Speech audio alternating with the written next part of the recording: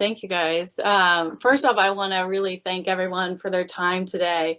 When I say that, I really don't mean that to be contrite or robotic in any way. I truly mean that because I know how valuable the time is, especially when you're a caregiver, and how hard it is to give it up. It's not a luxury that we have much of. So I truly want to thank you. And I hope that I can help in a small way today, wherever you are on the caregiving journey of Parkinson's disease. I know that every journey shifts and changes over time. And every juncture along the road, we need different strengths, different resources, and different ears to lean on. So please know that I'm open to any questions that you guys might have. I also think that we really all learn when we start to open and have honest conversation and listen to others. I want this to be more of a conversation than just a talk, so I want to involve you in the process. It's important to me because every situation is so different. And today I come to you and share my experiences as a spouse, a wife, a mother, an aunt, a daughter.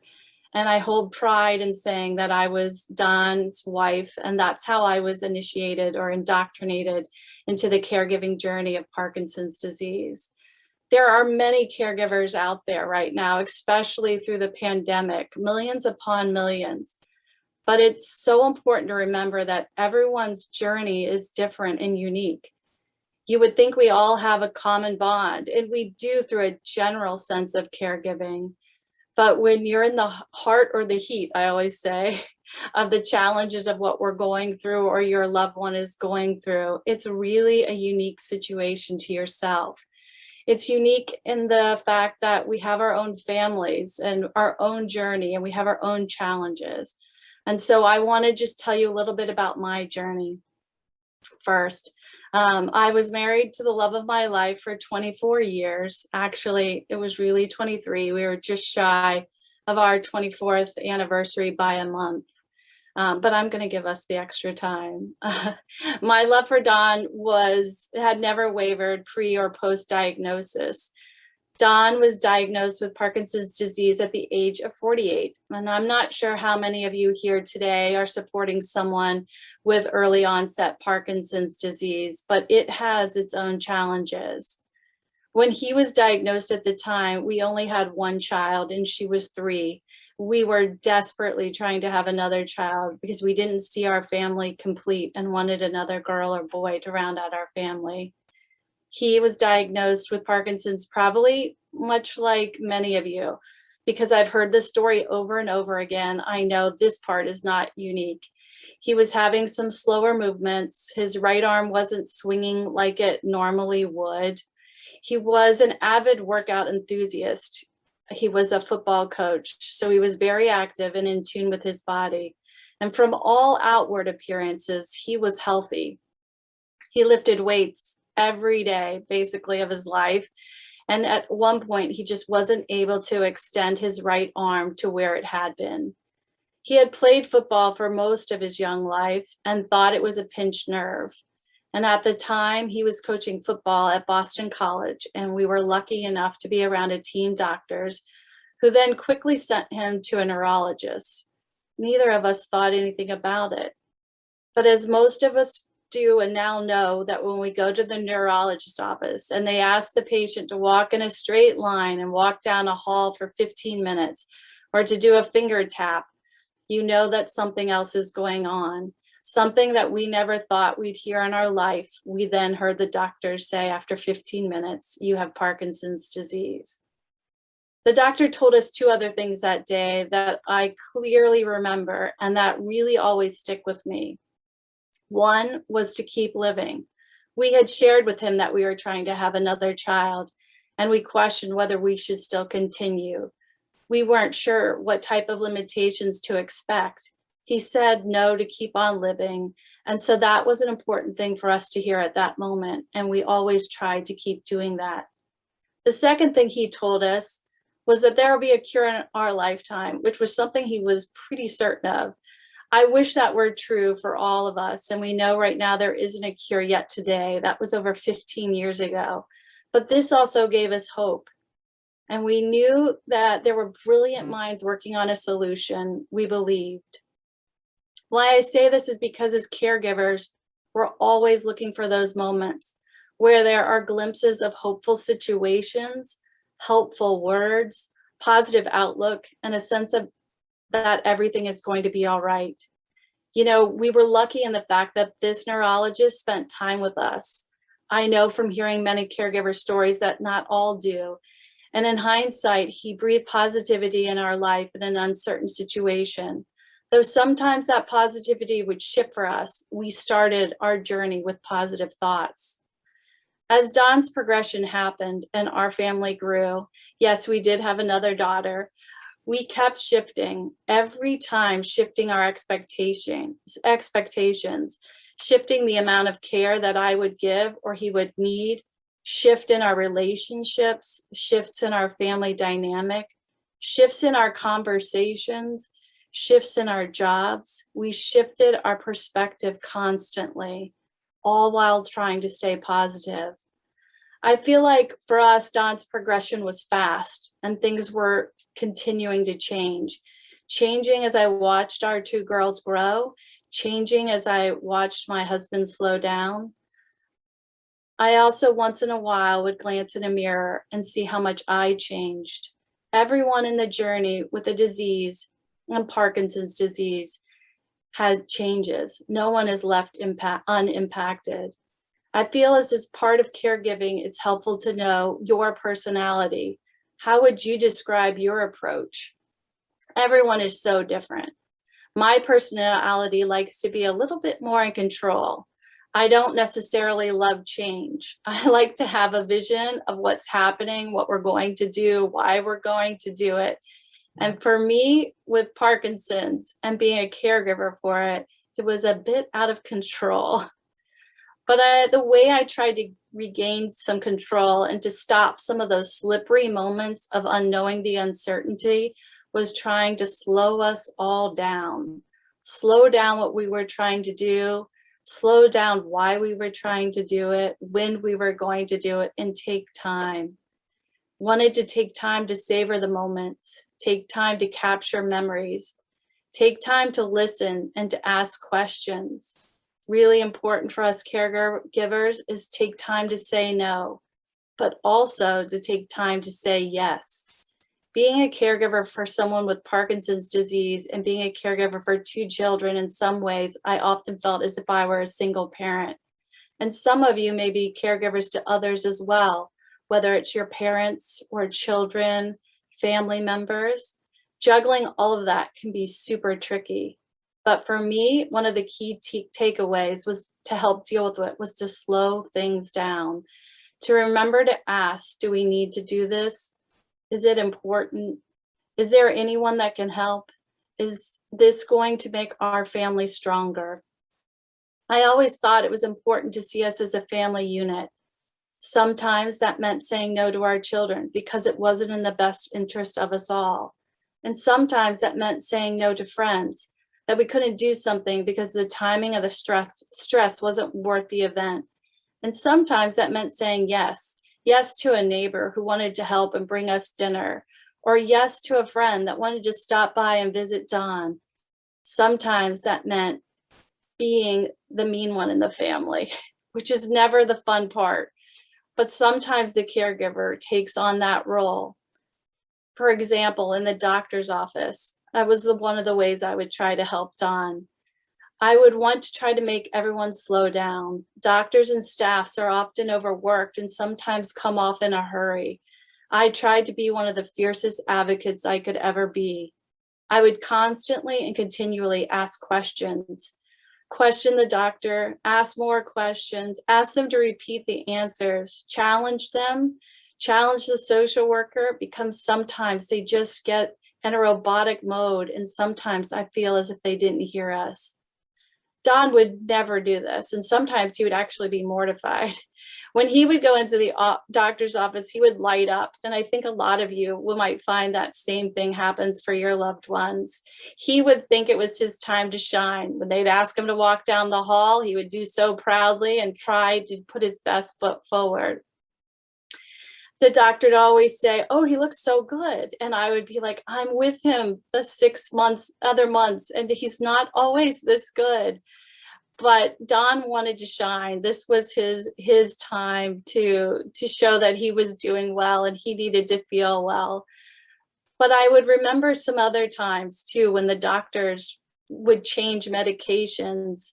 And there was one time in particular, they changed one of Don's medications, and I instantly knew this was not going to be good.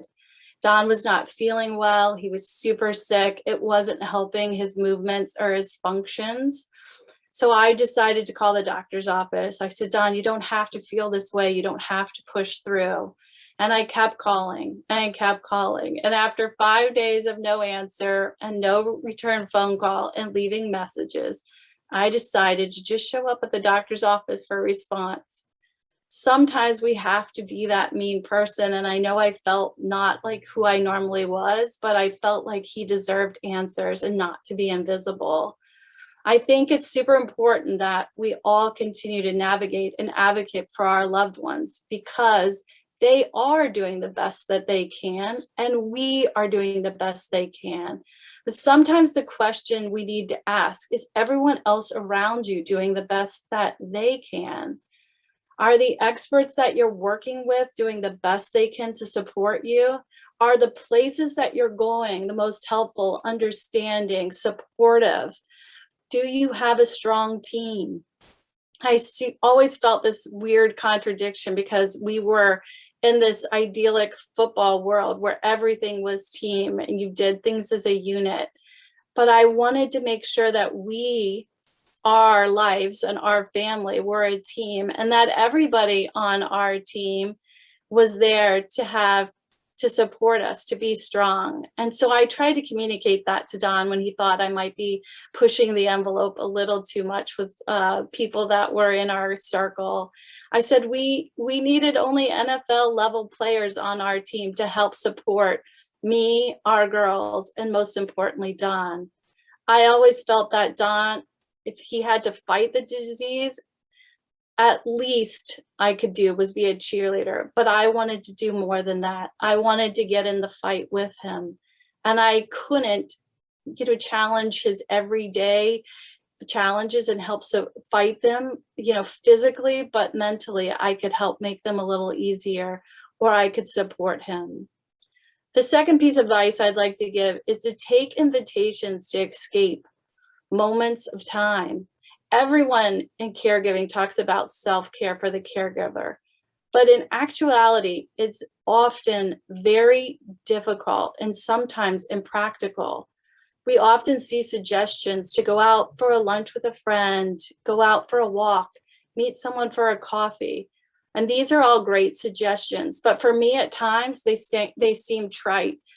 They were luxuries. I had no time to do any of that. For me, sometimes those moments of escapism or taking a breather was just sitting in my car after carpool or a doctor's appointment for 5 minutes to gather my thoughts, to hear a song, to send a text to a friend or a sibling, or just to give myself a pep talk. We all learn that everything changes. In some ways, our assumptive world gets fractioned even more with the diagnosis. And it's okay to allow yourself to experience the grief, the trepidation, the fear, the sadness. Just try not to get stuck in it. That, to me, is true self-care. Trying to keep feeling all of what's happening, the good, the bad, take it in and know things and hard moments pass. Just like the seasons we're talking about today, like fall. We have to try to feel what it's like to experience the good. Laugh, smile, and love, but also some of the feelings we all feel, which is the sadness, and to cry. These things can happen in caregiving every day as well. My husband, Don, went through many different challenges medically. He did have DBS surgery, which was a rebreath and a reopening for him. It really helped him. It gave him a few more years of functioning at a really high level. It gave him a few more years of contributing to my girls or our girls to help make them the people they are today. caregiving for me not only affected Dawn, but it really affected my children. I hope that they have seen, and I know in the way they live their lives now, that they're caregivers, caregivers to their friends, caregivers to their friends, family members that they may see. It opens a whole new world of compassion and empathy and love and patience that we could all, especially through COVID, take on and embrace. Don lost his fight with Parkinson's a little bit over 5 years ago. And that was really, really hard. And it's still hard today. Many ask, does it get easier? And the truth is it doesn't necessarily get easier. I get better at dealing with it. And the truth is I still feel like I'm a caregiver to him. I'm caring for and preserving his memory and his legacy and his essence. I still try to advocate for so many in ways that I can influence decision and make conversations. I never know if my children are going to be diagnosed with the same, or I might be diagnosed with the same. So I feel even with his absence that I am caregiving. What I'm trying to say is that caregiving is really a continuum, and I'm really proud to be part of it. With 40 million plus caregivers in the world, we know now the caregiving is at such a time in this world that it's becoming finally highlighted, and that resources are being talked about, and contingency plans are being talked about, and support, which I'm super happy about. And I really hope that change can happen. I know that we're all in good company, and that compassion, empathy, and patience exists. We all have this common bond. And although we have different support systems, the goal is to not feel so isolated. So I leave you to try to think about 3 simple things: to continue to slow down, to build a strong team, and to try to take invitations to escape hard moments. And know that everything changes, and in those moments changes, there are good moments that we can embrace.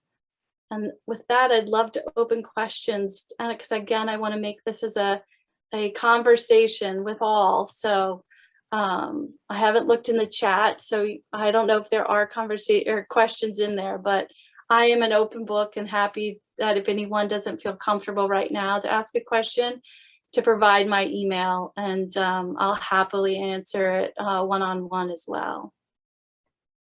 Thank you so much, Maura. I just wrote down the slow down, find your team, and take invitations. I think that's fantastic. A good summary to the end, to the takeaways. We did get a question about any advice for the many folks who are both the patient and the caregiver to themselves. Yeah, that's a great question, and I think super tricky to navigate. And I think it still goes back to the core of, of building your team, building resources. I think asking for help is super critical, and being open to do that. I will share with you, for us, we were in this football athletic world where we weren't able, similar to Brian, we weren't able to disclose that we had that we were diagnosed with Parkinson's, but, and we were a super reserved family, but more towards the end and the more towards acceptance, we definitely started to accept help and talk about some of those challenges. And so for the person that's the patient and the caregiver themselves, that self-care is the most critical, I would say.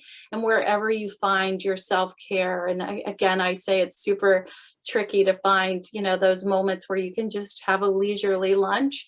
But, if you can take a few minutes to dive in, whether it's listening to a podcast or your favorite song, or calling a loved one, calling your mom or sister, somebody to help, just listen is sometimes super critical. But when it gets to a point where you need an expert, feel free to reach out to doctors for help, because, a lot of us wait till it gets too long to ask other people for help.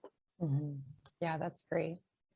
So in terms of also being a caregiver for Don, how, and this might apply to some other people, sort of navigating, you're his wife, but if the person has other family members, And so sort of negotiating people's roles and responsibilities, I guess. I don't know if that happened for you all, or if you might have any ideas around that. Yeah, families shift so much with a diagnosis, and a lot of people may see that they have people all in on their team, and then they have people that kind of, don't validate the disease, the illness, or the journey that you're on. For us, we had both. I'm just being completely honest. We had both people that really were supportive in our family unit, and then other people that needed to blame, or didn't want to believe what was happening, because you're not living it every day. And so if you're taking care of other people on top of that, like children, or a mother or grandmother or aunt, it's super tricky to do that. But you need to, reach out and try to get people to help you, say what's worked for you, because what's worked for you hasn't necessarily worked for everyone else. And, learn those valuable words of no, but also learn the valuable words of yes. We always hear, in my 50s, I started to learn the word no, and I had to start saying no to doing this and no to doing that. But you also have to learn the word yes. For a lot of us, it's really hard to accept help. And so say yes, yeah, that would be great if you'd run by the store for me and pick up X, Y, and Z, or you'd go to the mail, the mail office for me. That would be super great. Or you'll come sit for an hour so I can go do something. We have to learn both the yes and the no. I think those are super important if we're navigating lots of caregiving situations, whether it's, parents or kids, as well as our loved ones. And I think the yes is different than being, because the same thing, you learn to say no, right? But you're just saying yes to everything, which is like what's important. So saying yes to the things that are actually important, and saying no, so finding what fills you up. Yeah, definitely.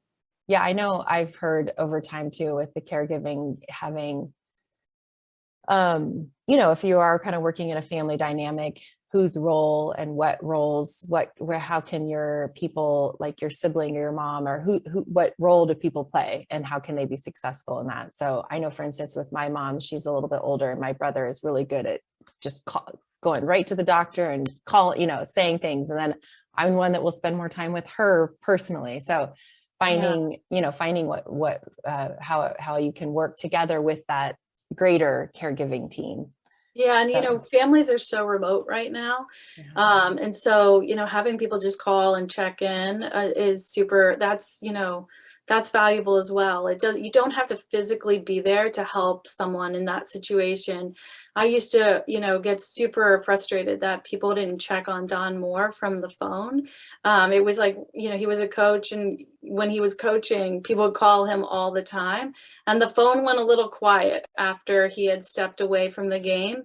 And that, as a caregiver and a wife and someone that loved him, it really frustrated me, to be honest with you. And so I think whether you're an immediate person that can help drive someone to appointments, or just someone from afar, if someone asks, what can I do to help? Say, email them or call them and ask just how they're doing, because you learn more. It brings a spark of life to them sometimes. Those calls meant a lot to Don when he would get them. For sure. We had one question. Did you deal with hospice or palliative care, and when did you get either one? Or when did you get either one? Yes. Yeah, thank you for that question, Linda. I actually did get both.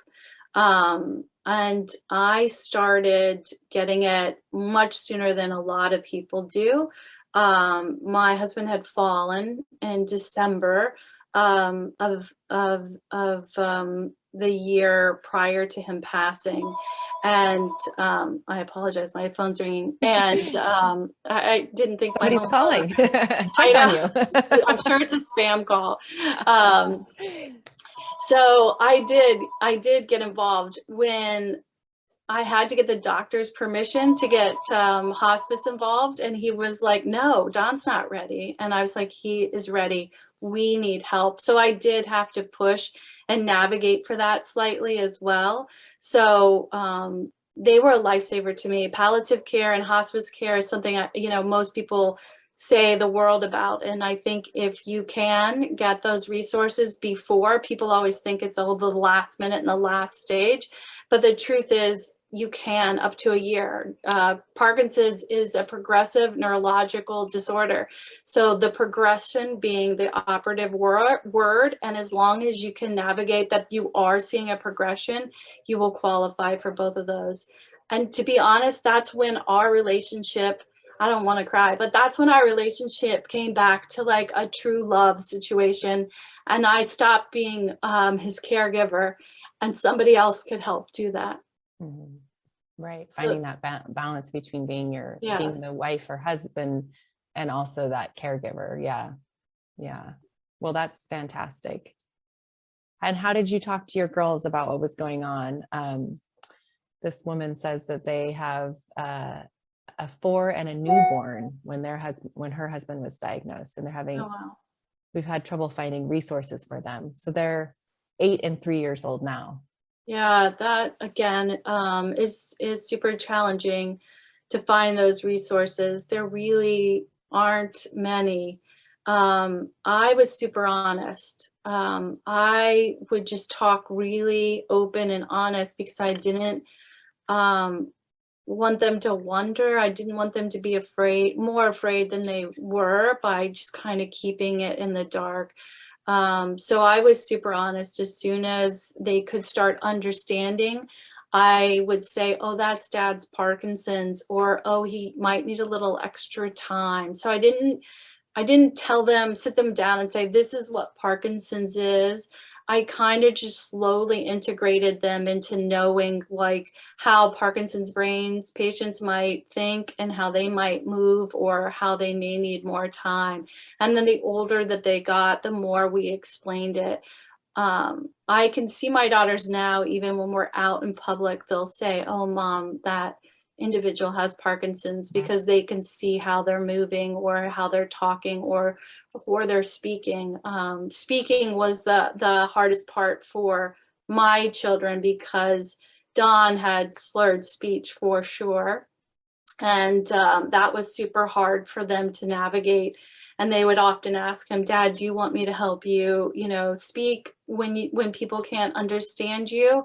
So we would have conversations like that. It was more, how can I help you as a child navigate my friends or my social situations, because they're young and that's what's important to them, is their friends and their social situations. So we would sit down and say, okay, we're having donuts for dad at school. Is there anything you're worried about?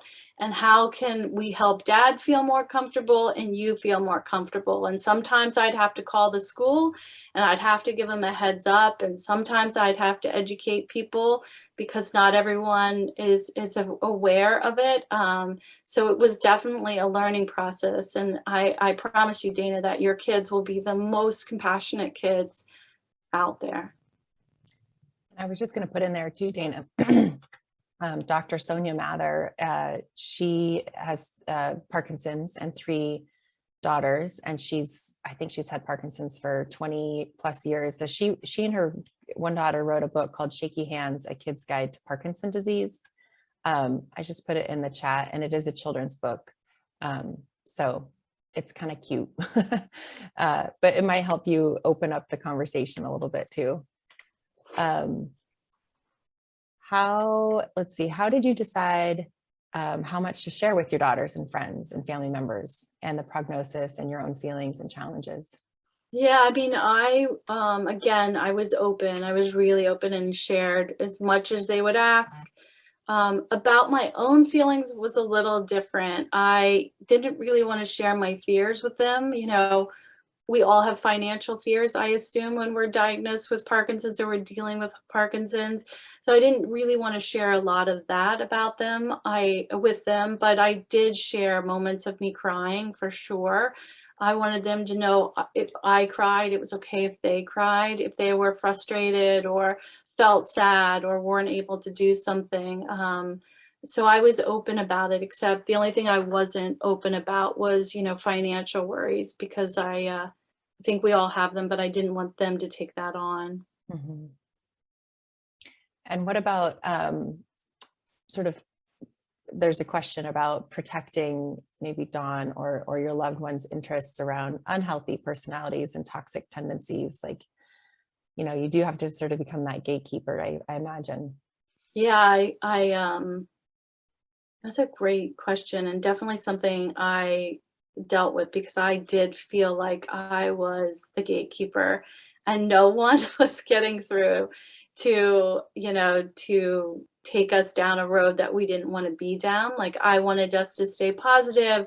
I wanted, us to always see Dawn in a positive light, and so we did cut out some people, and I think that that's totally fine, and acceptable to do. I think it happens to all of us. Not everyone knows that Parkinson's caregiving journey, right? We say Parkinson's and it's such a broad word. But there's, some mental capacities that might be diminishing. There's some dreams that people are living out, in their brain at night. And my kids would say, my husband would sometimes hallucinate at night. And so we had shared that story with someone in our family, and they thought we weren't being necessarily the most truthful. And I thought, that really shut it down for us. You have to find the people that can support you through the challenges that you are going through, and taking away any toxicity that it won't help anyone. It's definitely will turn you up as a caregiver. Your loved one might move on and, oh, they didn't mean it that way. Oh, you're reading into the situation, but you are really the one with all of the, that overall arch, and can see everything. So I'm okay with cutting off negative people that affect your loved one, and trying to make it work. But if it doesn't work, it's okay. Don't spend your time. Mhm. Yeah. I should have asked this a little bit sooner or earlier, but what is the difference between palliative care and hospice care?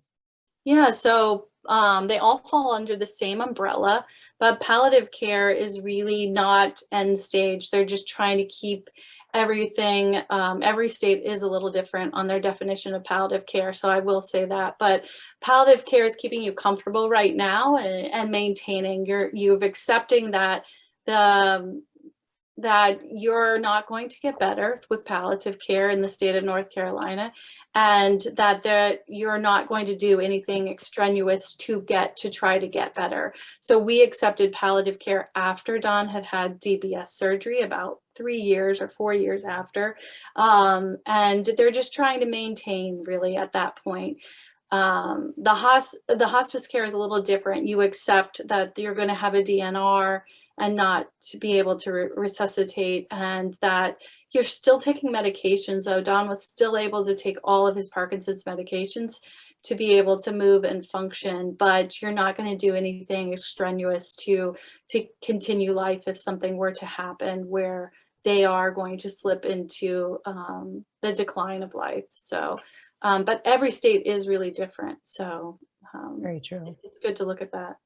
So almost palliative care is maybe first, and then hospice. Definitely palliative care is first. You have a little less resources with palliative care, but through palliative care, I could still have someone come in and shower him when I needed help. That way I could still have respite care where I might need to, just get away for a weekend and take the kids somewhere. They were still able to come in and do respite care. So yeah, every state again is a little different, but it's helpful. You should look into it for whatever state you are. Mhm. let's see, what external resources did you find useful in addition to palliative care and hospice? Are there any coordinators that were useful? Maybe positions in healthcare or positions in different. Yeah, part of the team was the social worker at his neurologist, and they are always so helpful. And just asking what they recommend, who they recommend, and then looking in your area for who has hospice care. It's great to look at the reviews, right? People leave reviews even on hospice care, and there are more than one generally in your town. So, kind of look at it. There's also, a lot of aging care that will help you within communities as well. And they might just come and sit for an hour a week so that you can go to the grocery store, and there's generally no charge for that either. So there's lots of resources to look for. Look at your town lists of what they offer, and the senior cares facilities.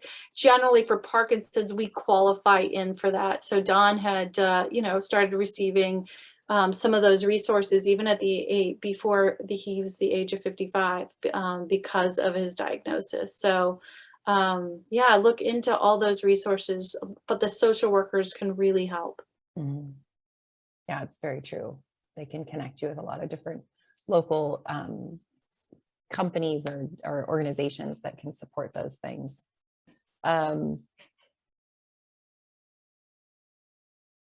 Let's see. So then trying to read and think at the same time is hard. Or read and talk, I meant, yes. Let's see, are there other resources that people sometimes use for this? Are respite care both things we should try to access through? Oh, okay, through the social worker alone. I guess it probably just depends also in your state, how to access those. Definitely. Yeah, probably just go to the doctor, to the main neurologist or the main doctor and find out. I do think that team is, the big thing. And I know that not everybody lives in big cities or close to cities. And so sometimes that team can get a little bit smaller, but I know that's something obviously with Brian playing in the NBA, it's, finding your team is really important, whether that's, you're a nutritionist, a physical therapist, your social worker, your neurologist, and all of that, so that each person, we have a wheel actually that I share in a speech or in my talking sometimes. And it's just like how everything is connected. Yeah, and So, I think through COVID, though, I think we all learned that we can have a much bigger resources by opening up these screens and finding resources in different cities through teleconferencing and telehealth, and those things are super important. And so I've talked to a few, Dr. Ray Dorsey, who is a leading neurologist in this space, and his whole practice is now basically telehealth, and he'll see people from wherever. And so same with, psychologists and nutritionists, mhm, if you have a friend or, family member in one town and they say, oh, I love this person, they might be a great resource. You should try to find them. You can always ask, oh, do they take virtual clients? Like, mhm. that's super important. We've learned through COVID. So yeah, so don't think just your town. I think through COVID, we can all think a lot bigger now. Yeah, that's a good point. And I know telehealth, as a side note, it was offered during COVID, and I know that there's still advocacy in Washington D.C. to make that a permanent, opportunity. And so I hope that does continue, because I think it really just shows that there's a huge value in that, just being able to get a quick answer. And I mean, I think even for the practitioner, Yeah. it's a quick one. I hear typing, so I think that, yeah, Maura will put in her. I'll put it in now. Yeah. How long was Don in hospice care? He was in hospice for about 6 months. So that's much longer than most people are generally in. So, And now does hospice come to your house, or does the person transport, or? yeah, no, they come to your house, and they would come, for us, they would come every day, and they would bathe him, check on him, make sure he was getting his medications. One of the great things that our hospice did was they also brought in a spiritual counselor so that he could talk one-on-one with somebody about how he was feeling, you know, was there anything he could do? It was super important for me that he put in some writing on some paper, some things to our children, because I couldn't, you know, I continue to keep his spirit alive, but it always comes best from in his words as well. And so, you know, there was a lot that the spiritual counselor helped us do and put in writing so that that we all had something. I forgot to have him work on something for me, and I'm always regretful of that. But he did write something for me as well. So That's a really good idea. yeah, I thought I put it, sorry, Linda, I thought I put my email address in the chat. Do we not see that? I think it's just to host some panelists. So if you click, I can also put it there, but if you click to everyone. Oh, okay, sorry. My apologies. I was trying to do it so fast. I'll redo it. Yeah, you just have to select the everyone.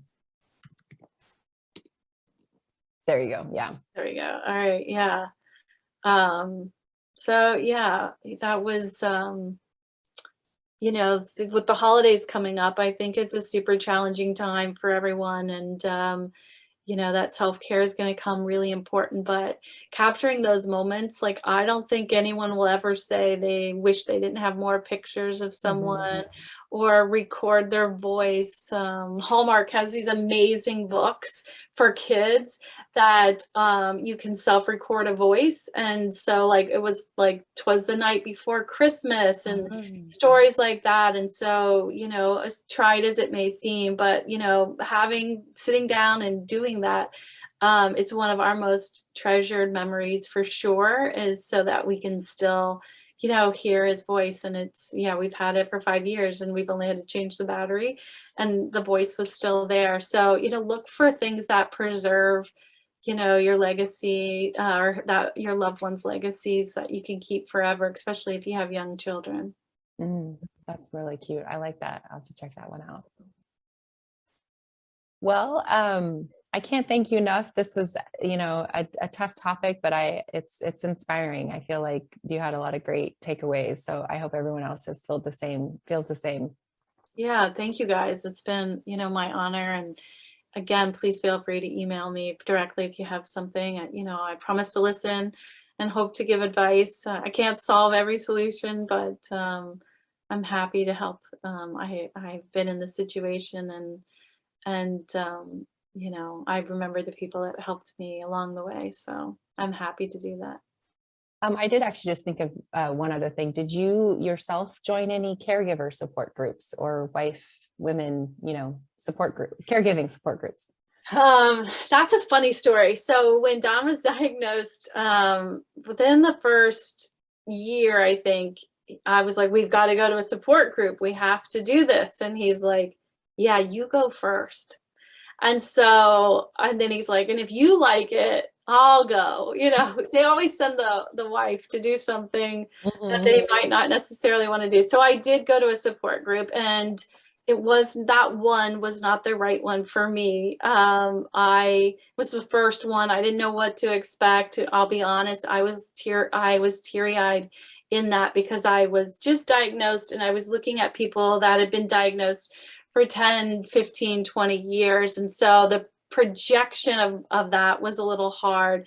We did find different support groups. I'm still on support groups that are online, to try to listen, help, and to learn, because, you know, it changes all the time. Different ways that we can learn and be better at being who we are. My aunt now has Parkinson's disease as well. And so I still feel like I'm a caregiver and part of that journey. And so yes, I did attend support groups. Why I said that story was because you have to find the one that you feel really good at. And sometimes that takes kissing a lot of frogs to get to the one that you really like. So it's a little hard sometimes. But if you're not sure about it, try the online ones. You know, I know there's a ton of Facebook ones that are super helpful. And the thing I love about something that Brian Grant and the foundation did, and I've shared this with Brian as well, is having the kids talk about it. And maybe you can talk a little bit more about the next session that the kids are going to share their journey, because I felt like Dawn had a resource, I had a resource, and my kids really didn't have a resource. And so I was so excited when you guys did that. So is the next one coming up? Yeah, so I think what you're talking about is our Kids of Parkinson's program. Yeah. Yeah, so we started, Brian has 8 children, and I think all of them except for 2 are now out of high school, and they showed interest. And so, and we of course wanted to fill that need and that sort of that gap in care for kids of Parkinson's. And so basically we have, we've done a couple different things online, kind of like a roundtable discussion, which you'll find a video on our website. So yeah, and really trying to help the kids, help their parent or help the family the best they can, and understand and ask the right questions and feel like they are getting answers that are maybe different than the patient, and also different than the husband or wife, the other parent.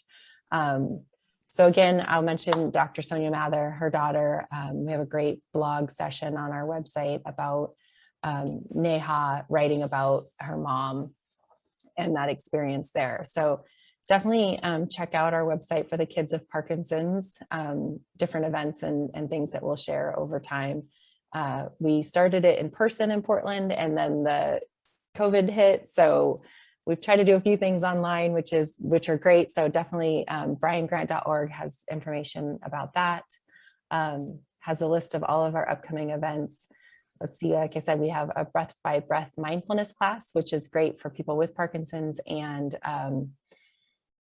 caregivers, and also the mindfulness-based stress reduction course that's going to start in January.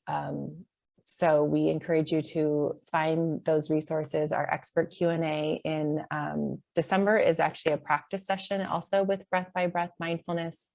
And then we'll start off in January with Dr. Oken and Ted Thompson from the Michael J. Fox Foundation will be talking in February about banning some paraquat. So that's a whole other discussion, right? How to Dawn, maybe how or why, that's a tough one for people to understand too, why they got it, or how did this happen? Yeah, I think it's tough for Don and I were pretty adamant. I'll quickly share that, we did donate his brain to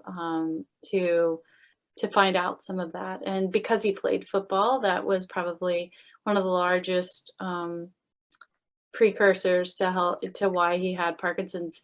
However, I think it's super important for our kids to know, because I don't know generationally if that is going to affect our kids as well. So it is super important to me to understand the why and the how, and I'm all for banning the chemicals that are known to do this. So yeah. I'm all for that.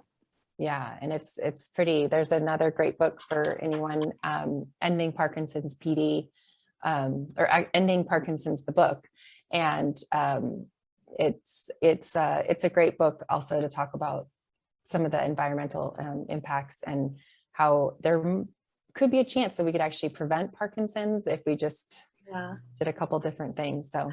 And I think it's important in that book alone is there's a call to action to submit something to your congressman to stop the drugs. And Dr. Dorsey and Dr. Okun are both authors on that. So, so I agree. That's super important.